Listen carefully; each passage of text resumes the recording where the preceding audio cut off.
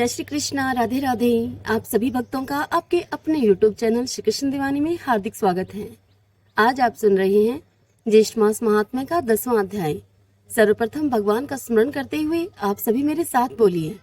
शांताकारं भुजगशयनं पद्मनाभं सुरेशं विश्वधारं गगन सदृशं मेघवर्णं शुभांगं लक्ष्मीकान्तं कमलनयनं योगिभिर्दया नगमयम् वंदे विष्णुं भवभयहरं सर्वलोकैकनाथम्। ओम नमो भगवते वासुदेवाय। ओम त्रिविक्रमाय नमो नमः। स्कंद जी कहने लगे कि हे ऋषियों, ज्येष्ठ मास के आने पर भगवान विष्णु के मंदिर में जाकर दशहरा व्रत करना चाहिए और एकम से लेकर दशमी तक भागीरथी के जल में स्नान करना चाहिए। यह सुनकर ऋषि कहने लगे कि हे स्कंद जी, इस व्रत का दशहरा नाम क्यों हुआ और एकम तिथि में स्नान इसमें क्यों करना चाहिए? यह सब बात आप हमको विस्तार पूर्वक समझाकर कहिए। यह सुनकर स्कंद जी कहने लगे कि हे ऋषियों, ज्येष्ठ मास शुक्ल पक्ष दशमी तिथि बुधवार, हस्त नक्षत्र, गरकर्ण आनंद योग, व्यतिपात योग, कन्या राशि के चंद्रमा और वृष राशि के सूर्योदय होने पर स्नान, दान, पूजन करने से मनुष्य सभी पापों से मुक्त हो जाता है और इस लोक में अनेक प्रकार के भोगों को भोगकर अंत समय में विष्णु लोक को प्राप्त होता है। अन्याय से पराई द्रव्य को हरना, शास्त्र विरुद्ध हिंसा करना, पराई स्त्री से भोग करना, ये 3 प्रकार का कायिक कर्म कहा जाता है। कठोर वचन बोलना, झूठ बोलना, किसी की चुगली करना, राजा के द्वारा देश की आय को निष्प्रयोजन व्यय करना, ऐसे 4 प्रकार के अशुभ फल देने वाले वाचिक कर्म कहे गए हैं। दूसरों की बुराई की इच्छा करना, परलोक कुछ नहीं, यह शरीर ही आत्मा है, मन में ऐसा विचार और प्रचार करना, ये 3 प्रकार का मानस पाप कर्म कहा जाता है। ज्येष्ठ शुक्ल पक्ष की दशमी को दर्शन, स्पर्श, मंजन, पान अर्चन आदि करने से अभी बताए गए 10 प्रकार के पापों का नाश हो जाता है। इसीलिए पूर्वदर्शी मुनियों ने इसका नाम दशहरा रखा है। ज्येष्ठ शुक्ला दशमी के दिन स्नान मात्र करने से 10 जन्मों के अर्जित पापों का नाश हो जाता है, इसीलिए भी इसका नाम दशहरा हुआ। दशहरे के दिन इन पुरातन मंत्रों से श्री गंगा जी का पूजन करना चाहिए। इस प्रकार से कहें कि श्री शिवा को नमस्कार है, शांता और नारायणी को नमस्कार है, 10 विध पापों का नाश करने वाली श्री गंगा जी को नमस्कार है। उसी स्थान में महान ओजस्वी 10 देवताओं का पूजन करें। 10 देवताओं के नाम नारायण, महेश, ब्रह्मा, सूर्य, भागीरथ, हिमवान, स्कंद, गणेश, चंडी और सोम हैं। इनका अपनी शक्ति के अनुसार पूजन करके 10 फलों का पृथक पृथक पूजन करें और सेतु के 10 पिंड बनाकर जल में छोड़ दें। 10 पसर तिल 10 ब्राह्मणों को देकर गंगायै सर्वरूपणाय नमः इस मंत्र से पूजन करें तथा अपनी शक्ति के अनुसार गुड़ के 10 पिंड देवें। यथाशक्ति स्वर्ण के मत्स्य, कश्यप, मंडूक, शिशुमार आदि बनाकर चांदी की या फिर किसी दूसरी धातु का पिशान का बनवाकर उनका पूजन करके जल में छोड़ दें। उसके बाद 10 सेर तिल धान्य और जो ब्राह्मण को देवें और 10 गौवों का दान ब्राह्मणों को देवें। इस प्रकार से कंजूसी न करता हुआ मनुष्य पूजन और दान करे। इस दिन पकवान तथा पायस का भोजन ब्राह्मणों को करावे तो 10 जन्मों के अर्जित पापों से मुक्त हो जाते हैं। इसमें कोई संशय नहीं है। ज्येष्ठ मास के शुक्ल पक्ष को एकम तिथि से लेकर दशमी पर्यंत तिथियों में दशाश्वमेध तीर्थ में स्नान करने से समस्त पापों से छूट जाते हैं। ज्येष्ठ शुक्ल के एकम से लेकर समस्त जन्म के पापों को नष्ट करने वाली दशमी तिथि पर्यंत सभी तिथियों से कर्म से स्नान करने वाला मनुष्य वह मनुष्य श्रेष्ठ होता है। और दशहरे के दिन दशाश्वमेधेश्वर के लिंग का दर्शन करने से 10 जन्म के अर्जित पापों का नाश होता है। इसमें कोई संशय नहीं है। और 10 योगा नाम इसकी प्रसिद्धि है। दशमी के दिन इस दिन तो 10 योगों का संबंध हो अथवा न हो, अकेले ज्येष्ठ मास ही सर्वश्रेष्ठ है।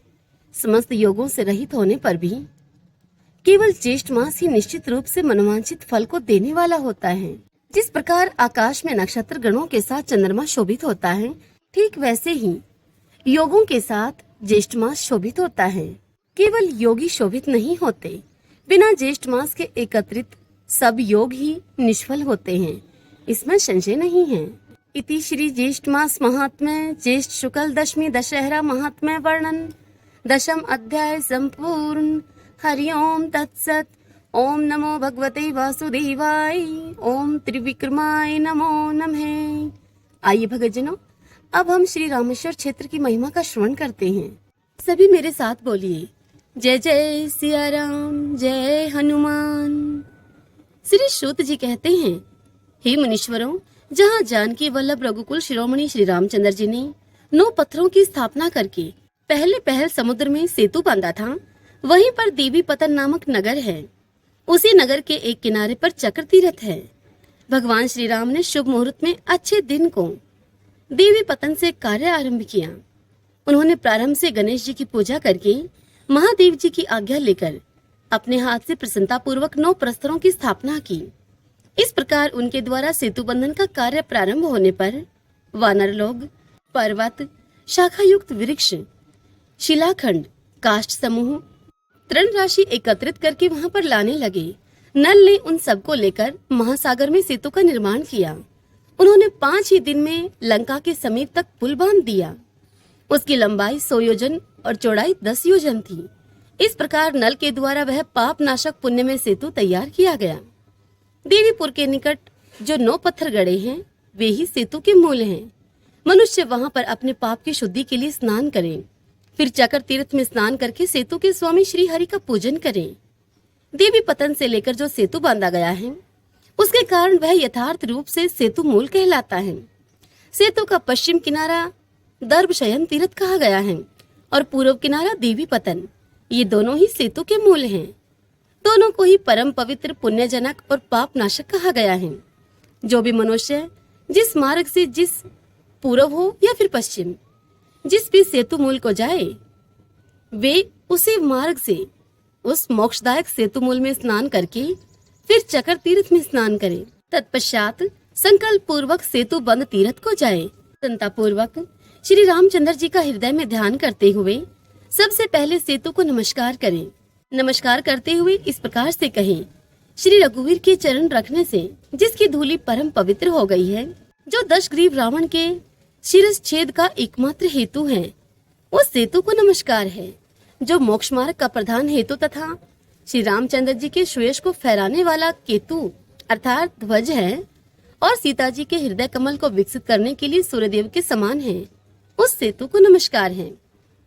इस प्रकार से कहकर सेतु को साष्टांग प्रणाम करके परम शक्तिशाली वेताल वरद नामक तीर्थ को जाएं। जो मनुष्य चक्र तीर्थ के दक्षिण भाग में स्थित इस वेताल वरद नामक तीर्थ में कभी स्नान करते हैं, वे जीवन मुक्त होते हैं। यहाँ संकल्प पूर्वक स्नान करके पितरों को पिंड देना चाहिए। वेताल वरद तीर्थ में स्नान करने के पश्चात मनुष्य धीरे धीरे गंधमादन पर्वत को जाए। वह पर्वत समुद्र में सेतु के रूप में विद्यमान है। उस सेतु रूप गंधमादन पर्वत की प्रार्थना इस प्रकार से करें, कहे, हे परम पुण्य में गंधमादन पर्वत, तुम्हें सब देवता नमस्कार करते हैं। विष्णु आदि देवता भी तुम्हारा सेवन करते हैं। हे नगश्रेष्ठ, उसी तुम्हारे शिखर पर मैं पैरों से चलूंगा। मेरे चरणों से तुम्हारे ऊपर आघात होगा। मुझ पापात्मा के अपराध को कृपा पूर्वक आप क्षमा करो और तुम्हारे शिखर पर निवास करने वाले भगवान शंकर का मुझको दर्शन कराओ। इस प्रकार से प्रार्थना करके उस श्रेष्ठ पर्वत पर धीरे धीरे पैर रखते हुए चलें। वहां समुद्र में स्नान करके गंधमादन पर्वत पर मनुष्य यदि सरसों भर भी पिंड का दान करें तो उससे प्रलय काल तक पितृ तृप्त रहते हैं।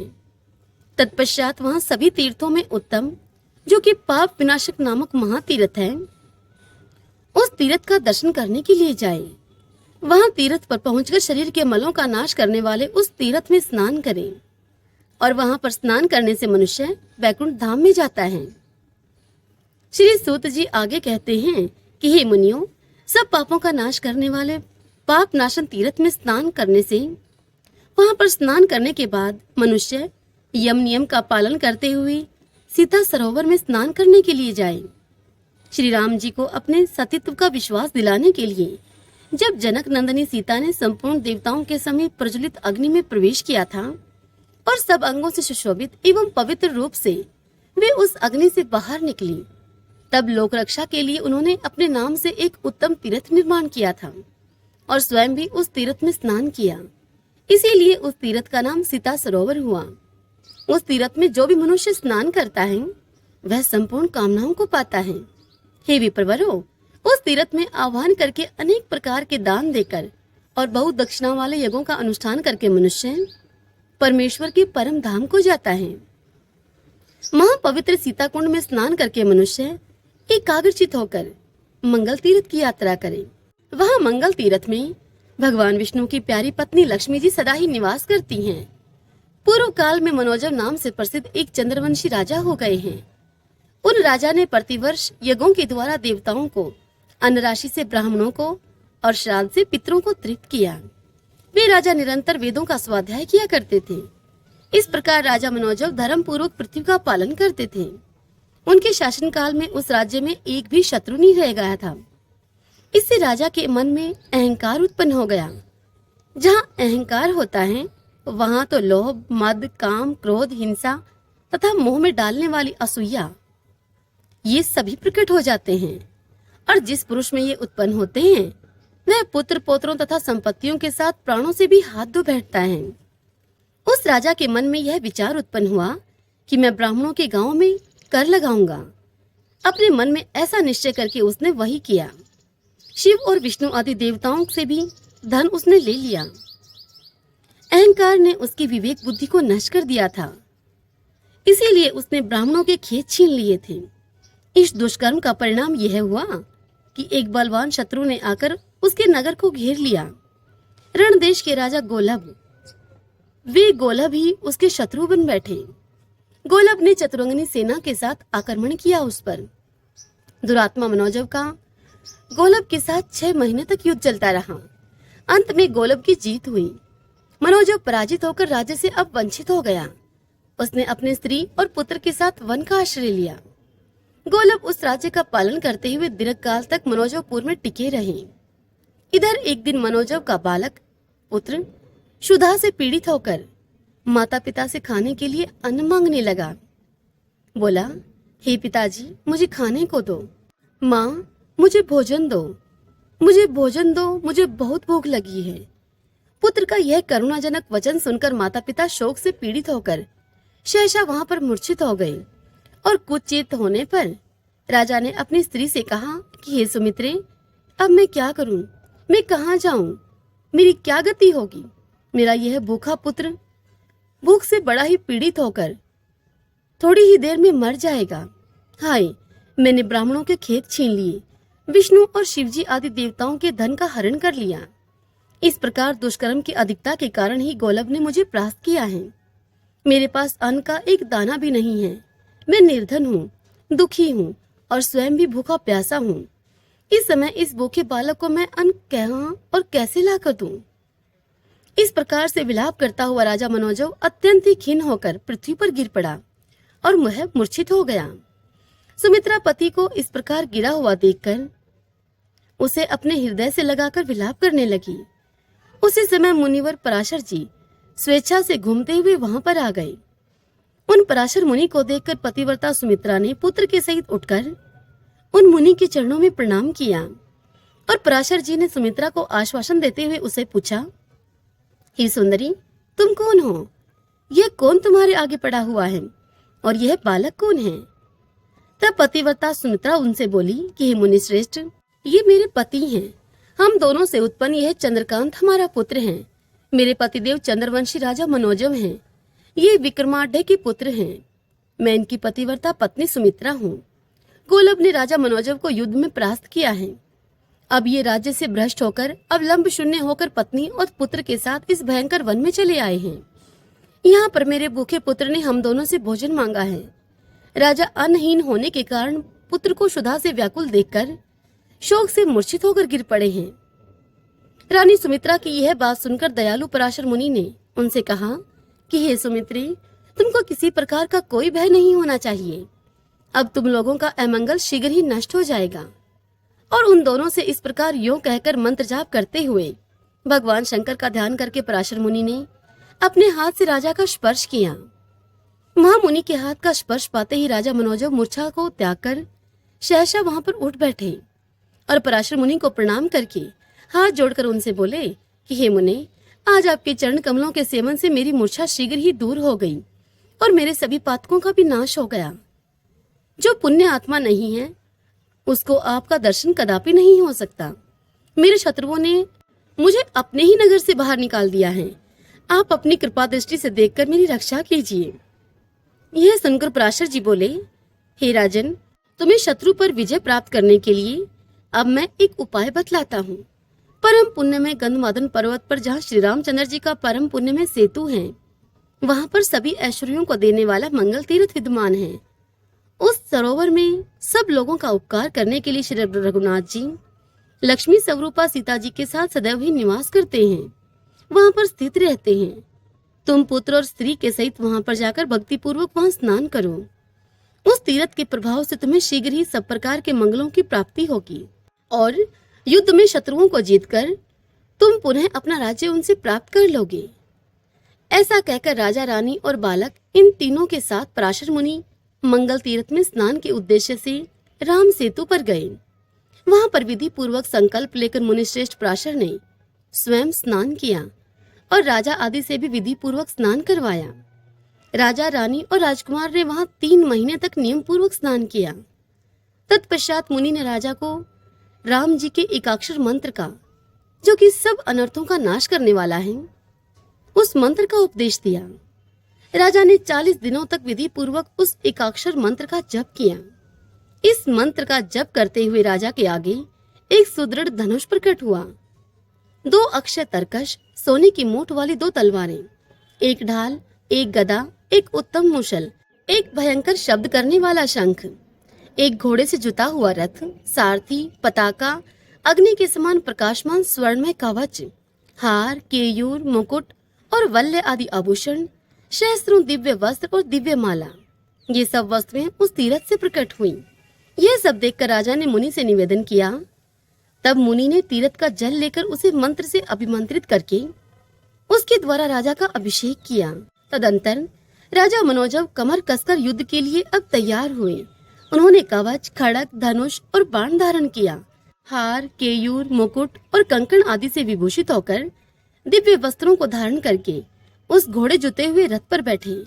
महामुनि पराशर ने राजा को अंग, रहस्य, प्रयोग और उपसंहार की विधि के साथ ब्रह्मास्त्र आदि का भी उपदेश दिया। राजा ने रथ से उतरकर मुनि को प्रणाम किया और आशीर्वाद लेकर उनकी आज्ञा पाकर तथा उनकी परिक्रमा करके वे अपनी पत्नी और पुत्र के साथ विजय के लिए उस रथ पर आरूढ़ हुए। नगर में पहुंचकर राजा ने शंख बजाया। शंखनाद करते ही शंखनाद को सुनकर गोलब सेना के साथ युद्ध करने के लिए तुरंत ही बाहर निकला और मनोजव के साथ 3 दिनों तक उनका युद्ध होता रहा। चौथे दिन मनोजव ने युद्ध में ब्रह्मास्त्र का प्रयोग करके सेना सहित गोलब को नष्ट कर दिया। उसके बाद स्त्री और पुत्र के सहित नगर में आकर राजा समूची पृथ्वी का पालन करने लगा। तभी से उसने कभी अहंकार नहीं किया, असूया आदि दोषों को त्याग दिया, अहिंसा, इंद्रिय संयम और धर्म में सदा ही तत्पर रहने लगा। इस प्रकार सहस्त्रों वर्षों तक राजा ने पृथ्वी का पालन किया। फिर विरक्त होकर अपने पुत्र को राज्य देकर वह गंधमादन पर्वत पर मंगल तीर्थ पर चला गया। वहां हृदय में भगवान सदाशिव का ध्यान करते हुए तपस्या में वह संलग्न हो गया। तदंतर थोड़े ही समय में शरीर त्याग करके मनोजव ने उस तीर्थ के महात्म्य से शिवलोक को प्रस्थान किया। उसकी पत्नी सुमित्रा भी उसके शरीर का आलिंगन करके चिता पर आरूढ़ हो गई और पतिलोक को प्राप्त हुई। इसलिए मंगल तीर्थ सर्वथा प्रयत्न करके सेवन करने के योग्य है। यह तीर्थ अतिशय सुंदर एवं कल्याणमय है। मनुष्यों को सदा ही भोग और मोक्ष देने वाला है। पाप राशि रूपी तिनकों और रुई के ढेरों को जलाने के लिए अग्नि के समान है। इसका मोक्ष के लिए सब लोग सेवन करो। हरि ओम तत्सत। जय जय सिया राम, जय हनुमान। ओम सूर्याय नमो नमः। आइए भक्तजनों, अब संकीर्तन करते हुए इस कथा का समापन करते हैं। श्री कृष्ण गोविंद हरे मुरारी, हे नाथ नारायण वासुदेव। श्री कृष्ण गोविंद हरे मुरारी, हे नाथ नारायण वासुदेव।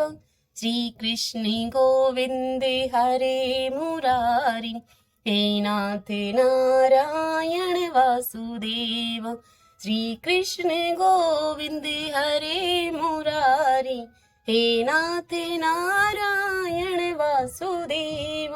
श्री कृष्ण गोविंद हरे मुरारी, हे नाथ नारायण वासुदेव। आशा करती हूँ आज की यह कथा आप सभी को पसंद आई होगी। यदि ऐसा हो तो वीडियो को आप लाइक करें और कमेंट बॉक्स में ओम नमो भगवते वासुदेवाय लिखें। और यदि आप मुझे पहली बार सुन रहे हैं तो हमारे चैनल श्री कृष्ण दीवानी को आप सब्सक्राइब कर लीजिएगा। बेल आइकन के बटन को भी हिट कर लीजिएगा ताकि हमारे आने वाले सभी नए वीडियोस की जानकारी सबसे पहले आप तक पहुंच सके। हरे कृष्णा।